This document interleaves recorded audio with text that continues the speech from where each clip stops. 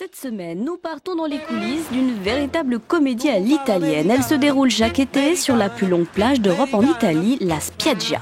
Un endroit, vous allez le voir, très fréquenté de la côte adriatique où une faune bigarrée se donne rendez-vous pour les vacances. Non pas pour la beauté des lieux, mais plutôt pour se montrer et faire la fête.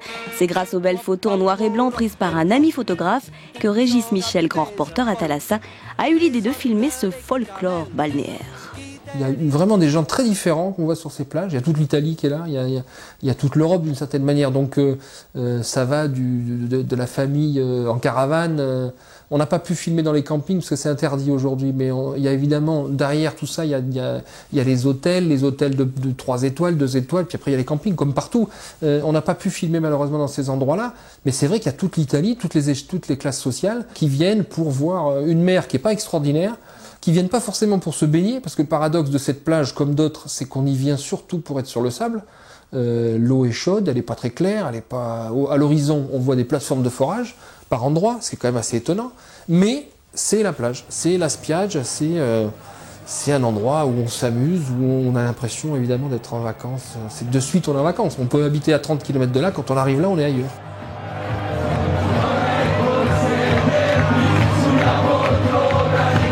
Ça a toujours été l'endroit plus chic de toute la côte adriatique, absolument l'endroit le plus chic. Ici, c'est un mélange des paysans, des ouvriers, des riches, des footballeurs, des stars de la télé. Ils sont tous là, parmi tous ces gens-là. Ici, il y a vraiment que de beaux mecs, de belles personnes et j'espère que je serai à la hauteur, vraiment. Mais je pense que ça va aller car dans ma valise, j'ai pris vraiment de très très belles petites tenues.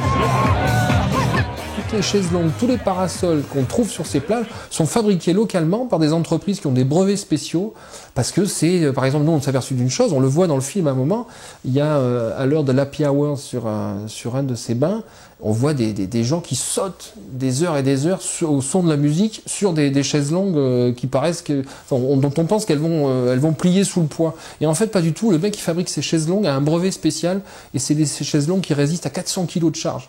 Donc il y a toute une économie derrière tout ça. C'est-à-dire qu'il y a 1 million et quelques chaises longues tout l'été sur ces plages de l'Italie. Et en fait, ça fait vivre entièrement la région. Il y a toute une économie, enfin il y a une économie énorme. Il y a plusieurs millions de visiteurs chaque année. Ça fait très longtemps que c'est bien rodé. Donc on y fait fortune. Ici, pas un mètre carré de plage inoccupée. Et il n'y a pas que Rimini. Il y a aussi Cervia, Cattolica, Riccione et Ravenne, Cesenatico. Vers le nord, vers le sud, à perte de vue, des baigneurs et des baigneuses, des bouées et des parasols.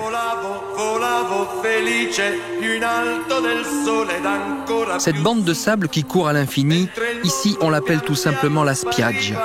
Elle est la plus ancienne, la plus longue et la plus fréquentée des plages d'Europe. Quel est le personnage qui vous a le plus marqué pendant ce tournage ?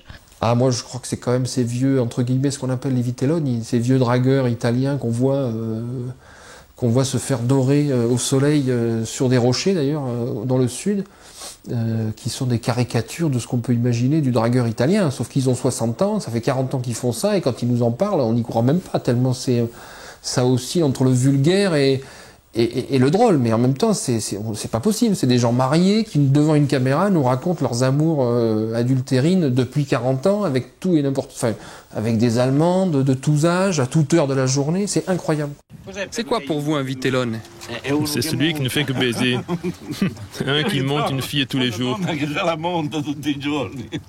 C'est ça un vitellone. C'est simple. Ce soir tu vas avec une fille, demain soir avec une autre, un autre soir avec une autre encore. Tu changes tous les soirs, tu comprends ? C'est ça faire le vitellone. Nous continuons à sortir tous les soirs, mais ce n'est plus comme avant. À 60 ans, tu commences à le sentir. C'est fini pour nous. Les taureaux de reproduction sont finis. Il n'y a plus de vaches.